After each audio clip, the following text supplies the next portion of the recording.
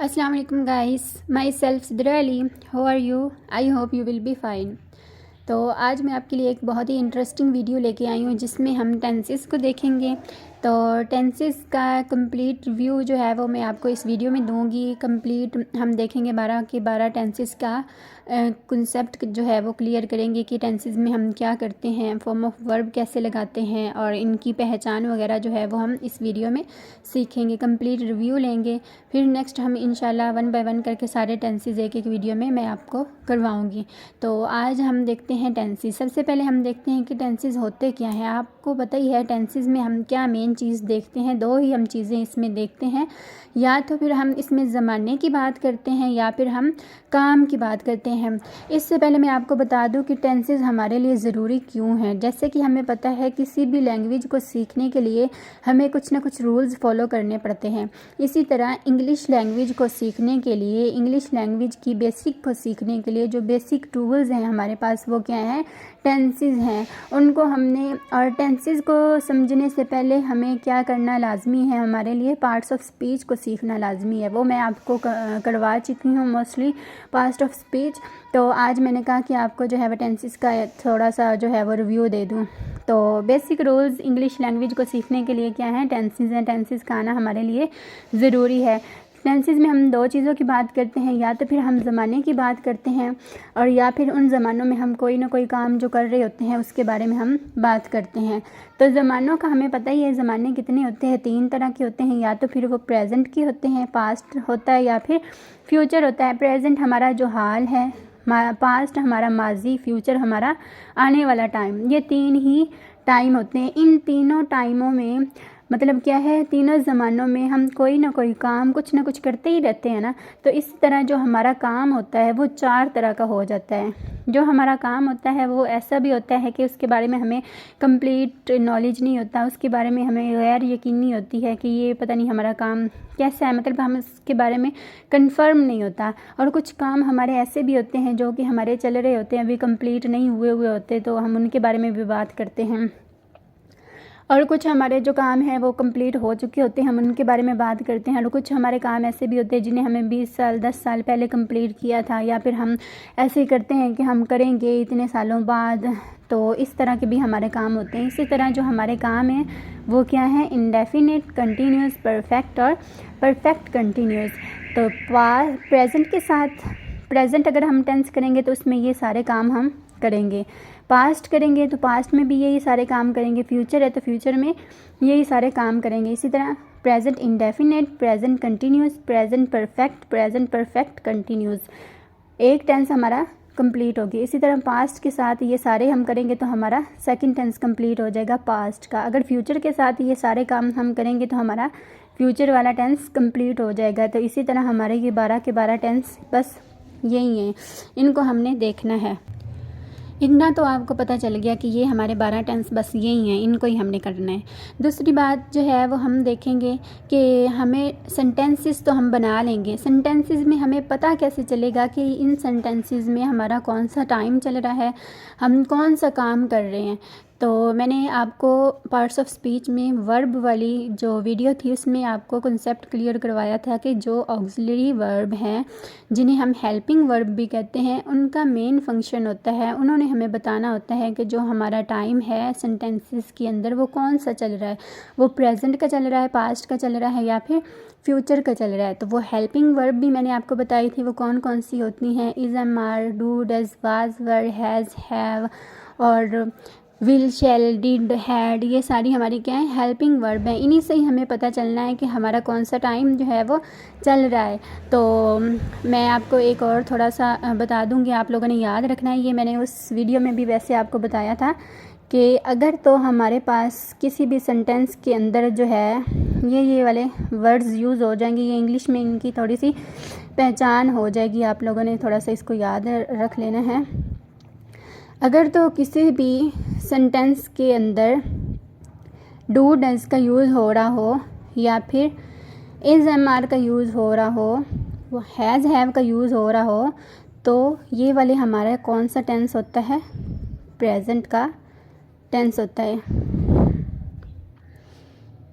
ये हमारा प्रेजेंट का टेंस होता है, इसको आपने याद कर लेना है। जिन सेंटेंसेस के अंदर do, does, is, am, are, has और हैव का यूज़ होगा वो वाला हमारा टेंस कौन सा है, प्रेजेंट का टेंस है। अगर तो हमारे सेंटेंसेस के अंदर डिड का यूज़ हो रहा हो या फिर वाज और वर का यूज़ हो रहा हो या फिर हैड का यूज़ हो रहा हो तो वो हमारा टेंस कौन सा होता है, पास्ट का होता है। ये आप लोगों ने याद रखना है। आपको इंग्लिश में मतलब इनकी ये जो है वो इंग्लिश में पहचान के लिए ये लाजमी है। अगर तो सेंटेंसेस के अंदर विल बी और शैल बी का यूज़ हो और ये ऐसे इनके साथ हैव लगा दें, will be, shall be, will have, shall have, इस तरह की अगर सेंटेंस में विल, शैल वगैरह का यूज़ हो तो वो हमारे कौन से टेंस होते हैं, फ्यूचर के टेंस होते हैं। ये इंग्लिश में इनकी पहचान होगी कि अगर सेंटेंसेस के अंदर ये वाले सारे वर्ड्स आ रहे हों तो प्रेजेंट हमारा टेंस हो जाएगा, अगर ये वाले सारे आ रहे हैं तो हमारा पास्ट हो गया, और अगर ये वाले हमारे हो गए तो हमारा फ्यूचर होगा। मैंने 3 एग्जांपल्स लिखी हैं, इनमें आपने मुझे बताना है कि ये वाले हमारे कौन कौन से टेंस हैं। जैसे कि है I do not wait for you. अब इसमें हेल्पिंग वर्ड हमारी कौन सी यूज़ हो रही है, डू। डू किस में आ रहा है, इसमें आ रहा है, तो ये हमारा प्रेजेंट टेंस है। कितनी आसान इसकी पहचान हो गई है। अगर नेक्स्ट देखें, you did not go to Lahore, इसमें हेल्पिंग वर्ब क्या है, डिड है। डिड कहाँ पे आ गई, मैंने लिखा था यहाँ पे पास्ट में है ना डिड, तो ये वाला हमारा कौन सा टेंस है, पास्ट। बहुत ही ईजी इसका कंसेप्ट है। नेक्स्ट है आई शैल नॉट टेल अ लाई। अब इसमें हेल्पिंग वर्ब क्या है, शैल है, तो शैल मैंने किस में लगाया, इसमें फ्यूचर में, तो ये वाला हमारा क्या है, फ्यूचर टेंस है। आसानी होगी ना आपके लिए। सिर्फ हेल्पिंग वर्ब को आप याद कर लें अच्छे से, इससे आपको सेंटेंस क्लियर हो जाएगा कि ये वाला हमारा टेंस प्रेजेंट का है, पास्ट का है या फिर फ्यूचर का है। ये सिंपल इसकी इंग्लिश में पहचान थी, आपने याद रखनी है टेंसेस की। इसी तरह उर्दू में जो प्रेजेंट टेंस होते हैं, उर्दू में इनकी पहचान क्या है, जिनके लास्ट पे ता, ती, ते वगैरह होते हैं वो हमारे प्रेजेंट हैं। जिसमें था, थी, थे वगैरह होते हैं वो हमारे पास्ट के टेंस होते हैं। जिसमें जो गा, गी, गे वगैरह आएगा वो हमारे फ्यूचर के जो है वो टेंसेस होंगे। तो ये थी इसकी इंग्लिश में पहचान होगी। इसके बाद नेक्स्ट चीज़ इसमें क्या आती है, वो आती है form of verb. Form of verb का भी कंसेप्ट मैं आपको बताती हूँ कि हमें अक्सर पता नहीं चलता कि हमने किस टेंस में कौन सी फॉर्म ऑफ वर्ब लगानी है। तो ये भी आपने याद रखना है कि अगर जो हमारा काम है वो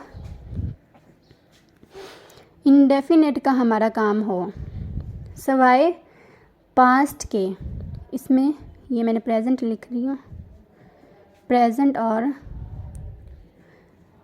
फ्यूचर में अगर हमारा टेंस जो है वो इंडेफिनेट है तो इसके साथ हमेशा हम क्या यूज़ करेंगे, फर्स्ट फॉर्म ऑफ वर्ब का हम इसमें यूज़ करेंगे।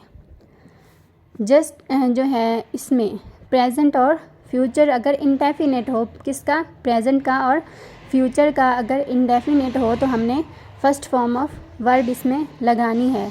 इसमें पास्ट मैंने नहीं लिखा क्योंकि जो हमारा पास्ट इंडेफिनेट होता है, इधर मैं लिख देती हूँ, चलो, पास्ट इंडेफिनेट, इसमें हमेशा जो है वो सेकंड फॉर्म का यूज़ होता है। पास्ट इंडेफिनेट में क्या यूज़ होता है ये भी आपने याद रख लेना है। पास्ट इंडेफिनेट में second form of verb use होती है, बाकी प्रेजेंट और फ्यूचर में फर्स्ट फॉर्म ही यूज़ होती है। इसके अलावा नेक्स्ट हमारा क्या आ गया, कंटिन्यूस। कंटिन्यूस में इसमें तीनों ही आ जाएंगे, प्रेजेंट, पास्ट और फ्यूचर। तीनों की अगर कंटिन्यूस हो हमारे पास तो इसमें भी हमारे पास क्या आएगी, फर्स्ट फॉर्म ऑफ वर्ब तो फर्स्ट ही आएगी, और साथ में कंटिन्यूस की हमेशा पहचान ये है कि उनमें आईएनजी वाले सेंटेंस जितने भी होंगे वो हमारे क्या हैं, कंटिन्यूस में होंगे।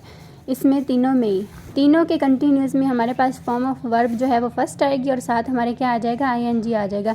लेकिन इंडेफिनिट में क्या था कि प्रेजेंट और फ्यूचर में था, पास्ट में सेकंड फॉर्म होती है, प्रेजेंट और फ्यूचर में फर्स्ट फॉर्म होती है। इसमें प्रेजेंट, पास्ट और फ्यूचर तीनों के कंटिन्यूस में फर्स्ट फॉर्म आएगी और साथ आईएनजी आ जाएगी। नेक्स्ट जो है वो हमारे पास क्या है, परफेक्ट आ जाएगा। परफेक्ट में क्या होता है कि ऑलवेज तीनों के साथ ही हमेशा आपको पता ही होगा कि थर्ड फॉर्म हम यूज़ करते हैं। इसका तो कंसेप्ट बड़ा ही क्लियर है। इसमें भी क्या है, प्रेजेंट, पास्ट और फ्यूचर तीनों के परफेक्ट में हम क्या यूज़ करेंगे, थर्ड फॉर्म ऑफ वर्ब का हम यूज़ करेंगे। ये थोड़ी सी इसकी जो थी वो उम्मीद है कि आपको इसका कंसेप्ट जो है वो क्लियर हो गया होगा। तो ये थी हमारी छोटा सा रिव्यू था मेरा टेंसेस के ऊपर। उम्मीद है कि जो इसमें यही चीज़ें हैं अपनी तरफ से, तो मैंने बड़ा इसको देखा है कि इसमें और कुछ मिसिंग मैंने नहीं किया। अगर आपको कुछ मिसिंग इसमें लगे तो मुझे कमेंट में ज़रूर बताइएगा, और अगर कुछ मिसअंडरस्टैंडिंग है तो वो भी मुझे बता दीजिएगा। मैं नेक्स्ट वीडियो में इसको इम्प्रूव करूँगी, और नेक्स्ट वीडियो में इंशाल्लाह हम प्रेजेंट इंडेफिनिट टेंस को अच्छे से सीखेंगे। तो वीडियो को लाइक और सब्सक्राइब करना मत भूलिएगा। जज़ाकल्लाह।